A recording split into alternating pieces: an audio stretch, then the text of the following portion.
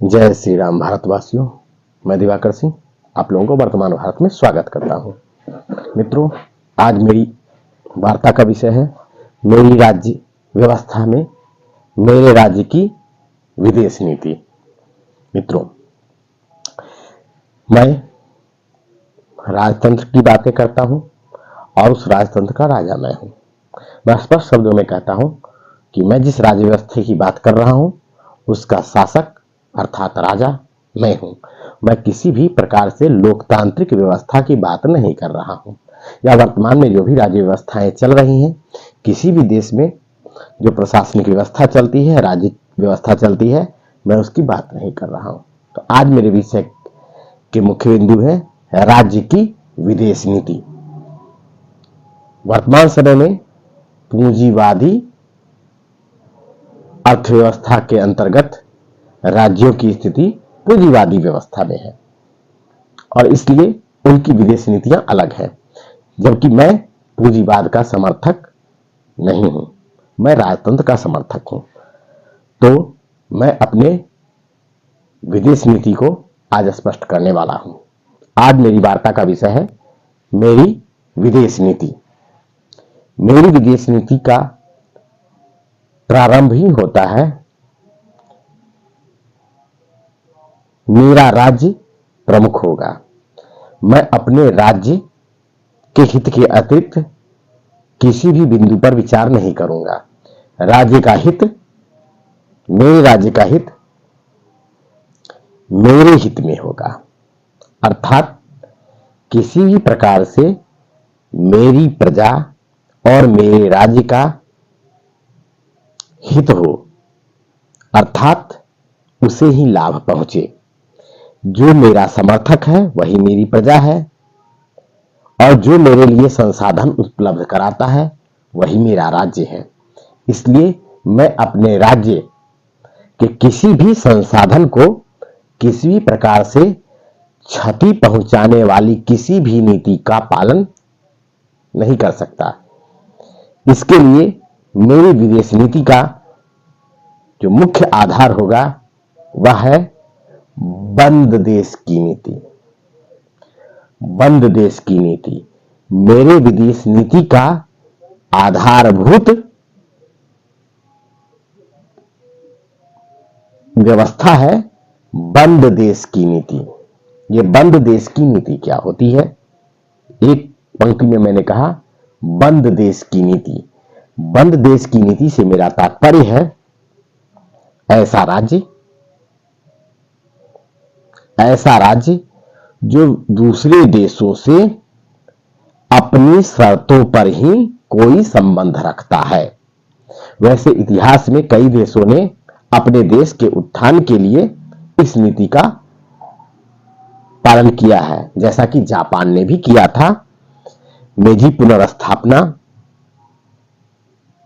जब हुई थी तो उसका मुख्य आधार यही था, बंद देश की नीति। क्योंकि अभी ग्लोबल पॉलिटिक्स चलता है जहां पे विश्व गांव की बात होती है। प्रत्येक देश ओपन ट्रेड सिस्टम से संचालित होता है, खुले व्यापार की नीति से संचालित होता है। परंतु इसमें ऐसे देश जो पश्चिमी दुनिया के या सफल विदेश नीति वाले सफल व्यापारिक देशों से संबंध रखते हैं, वह एक तरफा समझौते का शिकार होते हैं और वो अपने नागरिकों का हित नहीं देख पाते, बल्कि विदेश की राजनीति और वर्ल्ड ट्रेड सिस्टम के चंगुल में फंसे रहते हैं। और ये किसी भी देश के लिए बहुत ही हानिकारक होता है। अगर बहुसंख्यक शक्तिशाली देश अगर चाहे तो किसी भी देश की अर्थव्यवस्था को अपनी उंगली पर नचाते हैं। जैसे कि आप देख रहे हैं वर्ल्ड पॉलिटिक्स में चाइना, अमेरिका सब अपने प्रोडक्ट को आपके देश में ठूसने के लिए और आपको उसका ग्राहक बनाने के लिए हर तरह के हथकंडे अपनाते हैं। सारे के सारे राजनीतिक दांवपेच इसी बात पर निर्भर करते हैं कि कोई देश इन शक्तिशाली व्यापारिक निगम वाले देशों से सामान को खरीदे और बदले में अपने यहां का संसाधन उसे दे, वो भी प्राकृतिक संसाधन दे, उससे हम तो ले मैन मेड और ऐसे संसाधन, ऐसे रिसोर्स जो सेकेंडरी और थर्ड लेवल के रिसोर्सेस होते हैं, यानी कि मानव निर्मित या फिर मशीन निर्मित संसाधन हम लेते हैं, लेकिन हम प्राकृतिक संसाधन उन देशों को देते हैं। जो लोग अर्थव्यवस्था समझते हैं वो जान सकते हैं, वो जानते हैं कि प्राकृतिक संसाधन ही किसी देश की मूल संपदा होते हैं और उसी से धन का निर्माण होता है। तो भारत जैसा देश ब्रेन ड्रेन का शिकार है कि यहां से योग्य और बुद्धिमान व्यक्ति विदेश में चले जाते हैं और विदेशी कंपनी के लिए काम करते हैं। भारत का जितना भी कोयला है, पेट्रोलियम है, जो भी है तो भारत का, लेकिन उसे बाहरी नियंत्रण से ही प्रभावित होना पड़ता है। विदेश में तेल का कीमत बढ़ा तो भारत में भी तेल का कीमत बढ़ना है, विदेश में तेल का कीमत घटा तो भारत में तेल का कीमत घटना है। यानी पूरा का पूरा ग्लोबल ट्रेड सिस्टम से ही हमारा देश संचालित होता है। ऐसा सिर्फ मेरा देश नहीं है, ऐसा सिर्फ भारत देश नहीं है, सभी देशों में होता है। तो मेरे विदेश नीति का पहला जो मूलभूत सिद्धांत है वह ये है, बंद देश की नीति। इसका मतलब ये स्पष्ट है कि मैं किसी भी प्रकार से विदेशी संबंधों को संचालित करने के लिए पूरी तरह से स्वतंत्र नीति अपनाऊंगा और मैं विदेश से, इसका सीधा तात्पर्य है कि मैं विदेश से यानी दूसरे देशों से न्यूनतम आयात करूंगा। बिल्कुल भी आयात नहीं करूंगा ऐसी बात नहीं है, न्यूनतम आयात करूंगा। न्यूनतम आयात कैसे होता है? जैसे जिन चीजों की हमें आवश्यकता नहीं है, जैसे मेरे प्रजाजनों को जिन चीजों की आवश्यकता नहीं है उन चीजों को मैं आयात नहीं करूंगा। विदेश नीति का पहला पक्ष होता है आयात और दूसरा पक्ष होता है निर्यात। तो कम से कम आयात, दूसरा है निर्यात। मैं प्राकृतिक संसाधनों का निर्यात उन्हीं चीजों का करूंगा जो हमारी प्रजा के उपयोग से अधिक हो, परंतु खनिज संसाधन का निर्यात नहीं करूंगा। लेकिन खनिज संसाधन से बने हुए संशोधित संसाधनों का या संवर्धित संसाधनों का निर्यात करूंगा। जैसे कि आप जानिए संशोधित और संवर्धित संसाधन, मैं हिंदी का ही प्रयोग करता हूं, मैं हिंदी भाषी हूं। जैसे कि खनिज संसाधन है लौह अयस्क, लौह अयस्क से लोहे का उत्पादन कर लिया गया, यह संशोधित संसाधन है। और संवर्धित संसाधन है कि लौह से हम इस्पात का निर्माण कर लेते हैं, तो यह संवर्धित संसाधन है। संवर्धित संसाधन में जैसे कि लोहे से हमने कोई प्रोडक्ट बना दिया, जैसे लोहे का पहिया बनाया, लोहे की सरिया बनाई, ये संवर्धित संसाधन है। कच्चा माल लोहा है, लेकिन लौह अयस्क है कच्चा माल या खनिज जो है वह प्राकृतिक संसाधन है। संशोधित संसाधन है कि मैंने लौह पिंड का निर्माण करवाया, लोह सरिया का निर्माण करवाया और उसको विदेश में सप्लाई किया, यह संसाधित संसाधन है। उसी प्रकार से संवर्धित संसाधन है कि मैंने गोला बनाया, स्टील के इक्विपमेंट्स बनाए और वो विदेश में निर्यात किया। तो ये बंद विदेश नीति की यह व्यवस्था है जिसमें पूरी तरह से राज्य के सभी प्राकृतिक संसाधनों पे राज्य का नियंत्रण होगा, अर्थात मेरा नियंत्रण होगा। अब मेरा नियंत्रण होगा क्या? सब्जी को मैं हाथ में पकड़ के रखूंगा? नहीं। जैसे मेरी प्रजा जो मेरे अनुपालन में रहेगी, जैसे कि मेरे सिस्टम में प्रत्येक संसाधन पे मेरा अधिकार होगा और तात्पर्य है मेरी प्रजा का अधिकार होगा। जनता की मैं बातें नहीं करता क्योंकि मेरे यहाँ वोट सिस्टम नहीं है। जो मेरा समर्थक है वही मेरी प्रजा है, तो केवल वो ही हमारे परिषद में बैठक में भाग लेंगे या निर्णय में भाग लेंगे जो मेरी प्रजा है। उनसे मेरी वार्ता होगी प्रत्यक्ष या परोक्ष रूप से, और हम उस संसाधनों का वितरण अपनी प्रजाजनों में करेंगे। जैसे कोई लौह खनन से जुड़ा हुआ व्यक्ति होगा, कोई कृषि से जुड़ा व्यक्ति होगा, लेकिन ये सब मेरे प्रजाजन होंगे।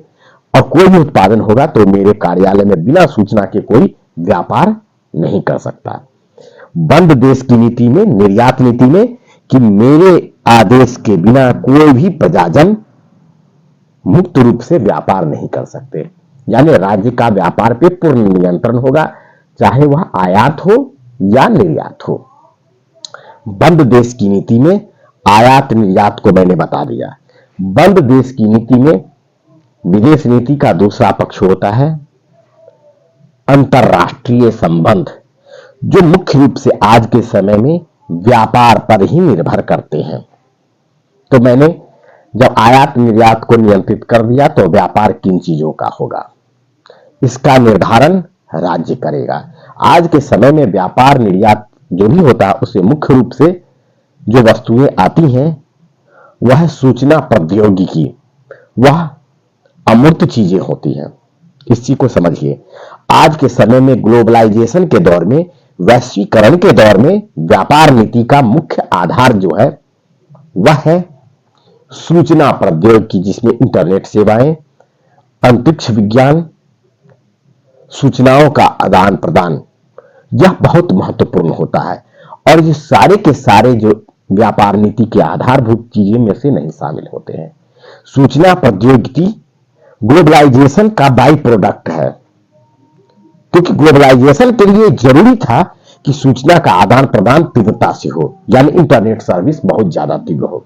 जैसे मैं वार्ता कर रहा हूं, ये इंटरनेट सर्विस, यद्यपि मैं इसी संसाधन का उपयोग कर रहा हूं और आज विश्व में मेरी बात सुनी जा सकती है, मेरे विचार सुने जा सकते हैं, लेकिन मैं जब विदेश बंद देश की नीति करता हूं तो सूचना प्रौद्योगिकी पर पूर्णतः राज्य का नियंत्रण होगा, अर्थात मेरा नियंत्रण होगा। जो मेरे कार्यालय होंगे केवल वही संचार का काम करेंगे। जन संचार व्यवस्था अंतरदेशीय नहीं होगी, अंतरादेशीय होगी।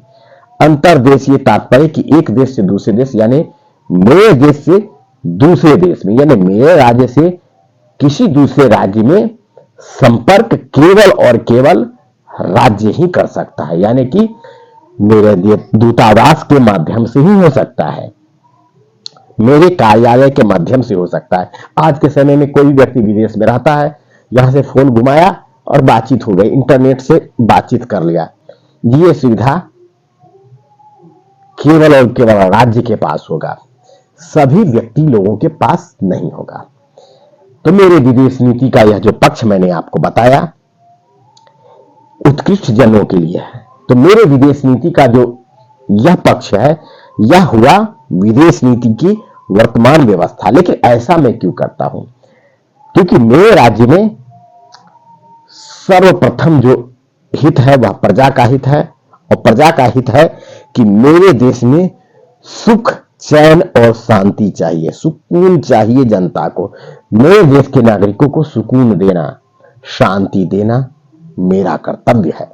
इसलिए मेरे राज्य में संचार व्यवस्थाएं न्यूनतम होंगी।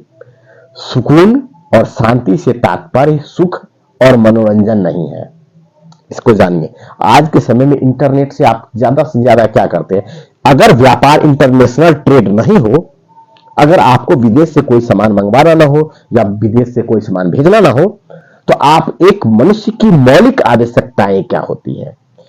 भोजन, वस्त्र, आवास, मनोरंजन। इसमें 4 बिंदु देखिए, भोजन, वस्त्र, आवास और मनोरंजन। ये चारों चीजें अपने देश के अंदर उपलब्ध होती हैं। अपने देश के अंदर में ये व्यक्तिगत चीजें हैं। भोजन भी व्यक्तिगत रूप से लोग पेट में खाता है, वो भारत में उपजता है या मेरे राज्य में उपजेगा। अगर आपको कोई ऐसी चीज नहीं है जो दुनिया से विदेश से मंगवा करके खाना है, आपके राज्य में सब कुछ उपलब्ध है, हर चीज हमारे देश में राज्य में उपलब्ध है, आप भोजन करिए। वस्त्र अपने ही देश में उत्पादित होगा, उससे पहनिए। आपको दूसरी जगह दिखावा तो करना नहीं है, दूसरे देश में जाने की अनुमति है नहीं। ये बताऊंगा विदेश नीति का दूसरा पक्ष। मेरे राज्य में जितना रहना है ऐश से रहिए, सुंदर से घर में रहिए, आराम से रहिए। विदेश नीति में, बंद देश की नीति में सुख, चैन और शांति का यह पक्ष है। भोजन, वस्त्र, आवास और मनोरंजन। अब मनोरंजन के लिए क्या है, इंटरनेट का उपयोग लोग करते हैं, हर समय रील देखते रहते, टका टका टका टका। रील देखते हैं, मैं भी देख रहा हूं, मैं भी तो वीडियो बना रहा हूं, मैं भी देख रहा हूं। ये मनोरंजन है। इस तरह का कृत्रिम मनोरंजन राज्य व्यवस्था में न्यूनतम होगा। आपको अच्छा लगे या ना लगे, मेरी प्रजा बनने से पहले उन्हीं लोगों को मैं प्रजा बनाऊंगा जो मेरी नीति को पालन करेंगे। उनको मनोरंजन सब कुछ मिलेगा, नाच गाना मनोरंजन है। वासनाओं की पूर्ति, अस्पृश्य से मैं कहता हूं, वासनाओं की पूर्ति यानी सेक्स, सीधी बात है, यह भी मनोरंजन का माध्यम है। वो अपने राज्य के अंदर मिलेगा, क्योंकि मैंने एक विवाह की नीति को शांत कर रखा। ये मैं अपने राज्य की नीति में आगे बताऊंगा कि मेरी प्रजा को एक से अधिक विवाह करने की अनुमति होगी। एक विवाह और 2-4 नचनिया बजनिया जो होगा, मेरे यहां देह व्यापार करने की अनुमति, जिसको भी देह व्यापार करने की इच्छा, यानी कलाकार हो, वो भी लाइसेंस लेगा, यानी परमिशन लेगा मुझसे, और उसे स्त्री का अधिकार प्राप्त नहीं होगा। स्त्री का अधिकार उसे ही प्राप्त होगा जो विवाहित होगी, जिसे पत्नी का दर्जा दिया जाएगा। अगर कोई नाचने वाली है तो इसे स्त्री का दर्जा नहीं मिलेगा, उसे वैश्य का दर्जा मिलेगा, क्योंकि वो व्यापार कर रही है, व्यापारी का दर्जा मिलेगा। सब सीधे शब्द में कहता हूं, कोई पुरुष या स्त्री जो कला का प्रदर्शन करते हैं या देह का व्यापार करते हैं, उन्हें व्यापारी का दर्जा मिलेगा, स्त्री या पुरुष का दर्जा नहीं मिलेगा। उसे वस्तु का दर्जा मिल जाएगा, तो उस वस्तु को मनुष्य जितना सम्मान नहीं मिलेगा। ये मेरे राज्य की आंतरिक व्यवस्था है। मेरी विदेश नीति से भी ये जुड़ा हुआ है कि कोई भी विदेशी व्यक्ति, अब इससे विदेश संबंध, क्योंकि मनोरंजन के लिए कोई विदेश से भी व्यक्ति आता है, आयातित माल की तरह आ सकता है। यानी मेरे देश में कोई देह व्यापार करने आ सकता है, लेकिन उसे एक निश्चित कीमत पे खरीदा या बेचा जा सकता है, वो वस्तु है। उसे मनुष्य का दर्जा नहीं प्राप्त होगा, उसे संतान उत्पन्न करने का अधिकार नहीं होगा। विदेश नीति में, विदेशी संबंध में भी ये बात आएगी। मेरी राज्य व्यवस्था में यह व्यवस्था होगी कि कोई भी व्यक्ति, मेरे राज्य का व्यक्ति जो मेरा नागरिक नहीं है, जो मेरा प्रजा नहीं है, वह व्यक्ति देह व्यापार कर सकता है। मनोरंजन का साधन है। जैसे आप इंटरनेट से आप ब्लू फिल्में देखते हैं या गंदे गंदे गाने आते हैं, असली वीडियो देखते हैं। जब मैं इंटरनेट बंद कर दूंगा तो भाई धन चुकाओ और प्रत्यक्ष लाभ उठाओ मनोरंजन का।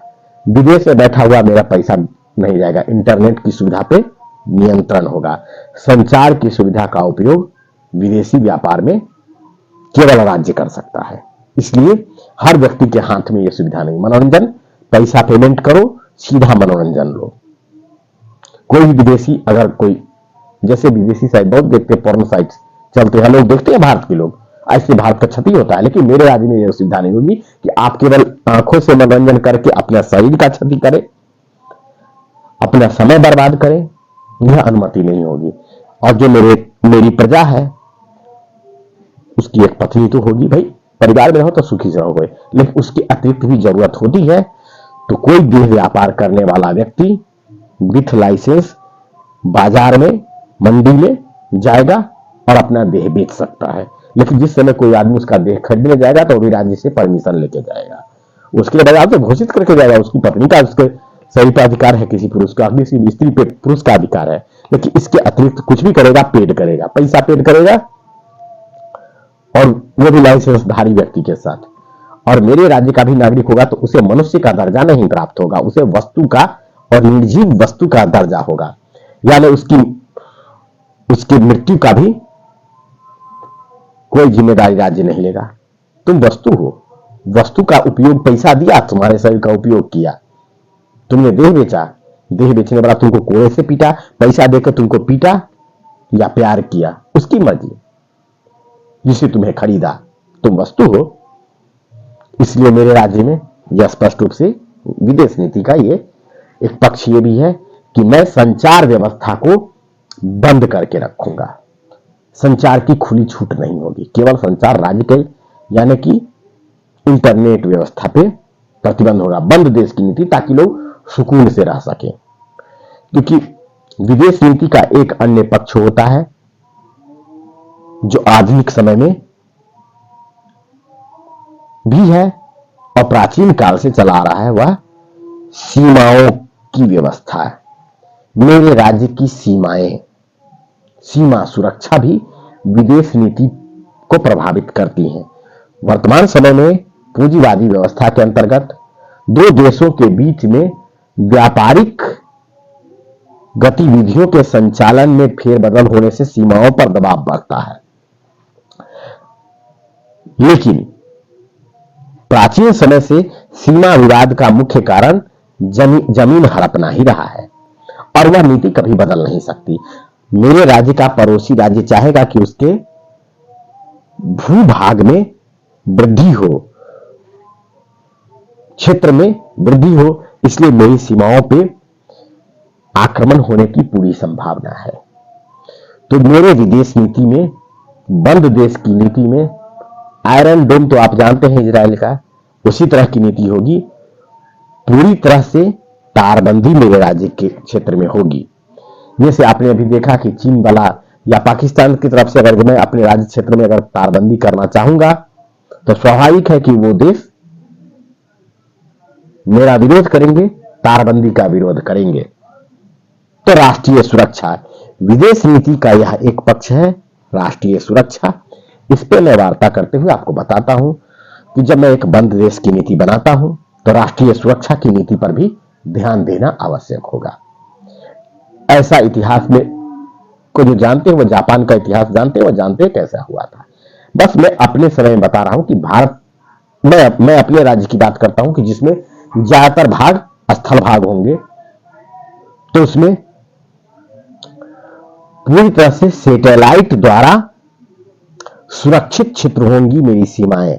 मैं तार कांटा करूं या ना करूं, लेकिन लेजर टेक्नोलॉजी से प्रत्येक बिंदु सुरक्षित किया जाएगा कि कोई भी व्यक्ति अनाधिकार जो निश्चित क्षेत्र है मेरे देश में प्रवेश करने के, मेरे राज्य क्षेत्र में, मेरे भूभाग में प्रवेश करने की, उस क्षेत्र से अगर किसी अन्य क्षेत्र होकर के प्रवेश करने की गलती करता है, बिना किसी को सूचना दिए हुए उस जीवित प्राणी की हत्या कर दी जाएगी।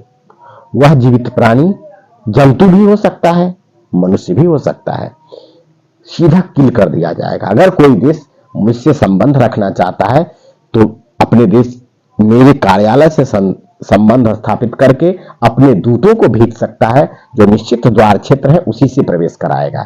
घुसपैठ करने वाले व्यक्ति की सीधी मृत्यु, चाहे वह आकाश से आए, जल से आए, थल से आए या नभ से आए, किसी प्रकार से प्रवेश करने पर उसे सीधा किल कर दिया जाएगा।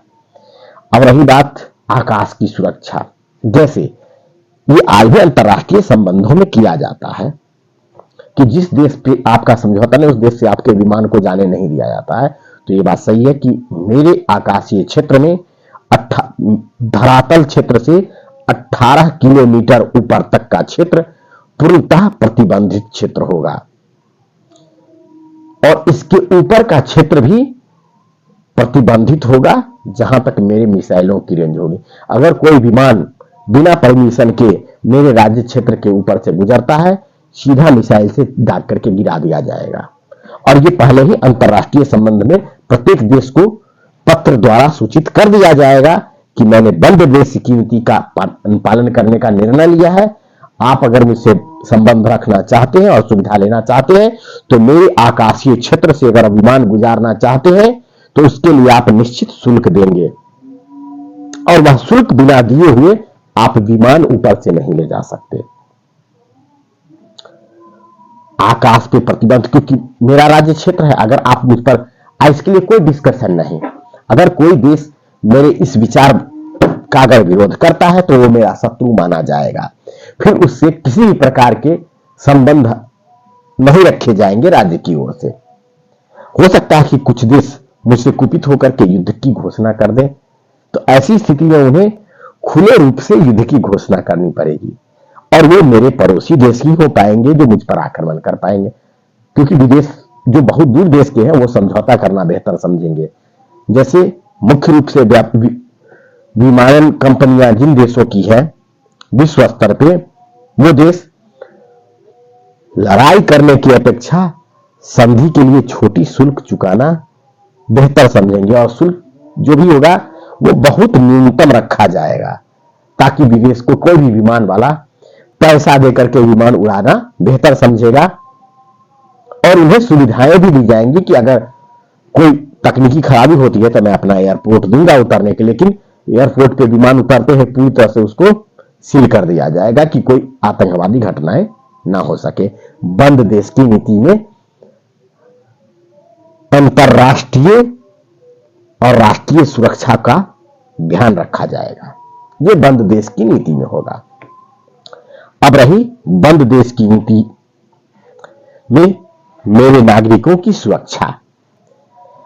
यह जो अभी मैंने अंतरराष्ट्रीय सीमाओं की सुरक्षा की बात की, अब मेरे राज्य के नागरिकों की सुरक्षा, मेरे प्रजाजनों की सुरक्षा और मेरे यहां रहने वाले जनता की सुरक्षा।